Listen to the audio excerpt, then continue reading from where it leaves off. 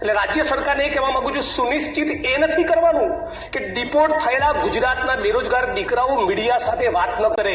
સુનિશ્ચિત એ કરવાનું છે કે ખાલી પડેલા તમામ સરકારી પદોમાં ભરતી થાય, જેથી ફરી કોઈ ગુજરાતના દીકરા દીકરી બેરોજગાર યુવક યુવતીઓએ મેક્સિકોની બોર્ડર પર છાતી પર ગોળી ખાવા માટે જવું ન પડે. આ જેટલો ચિંતાનો વિષય છે, એટલી જ મોટી ચિંતાનો વિષય છે ગુજરાતમાં મળી રહેલી નકલી કચેરીઓ.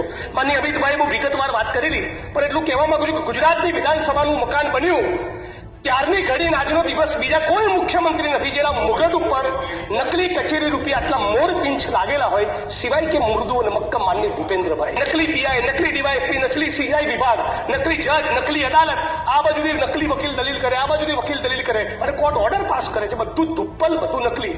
દક્ષિણની ફિલ્મોમાં જે હંબક ના હોય ને, એવું ગુજરાતની સરકારને તંત્રમાં ચાલી રહ્યું છે. આટલી બધી નકલી કચેરીઓ બાદ રાજ્યની સરકાર એવું કમિટમેન્ટ આપવા માંગે છે ગુજરાતની 6.5 કરોડ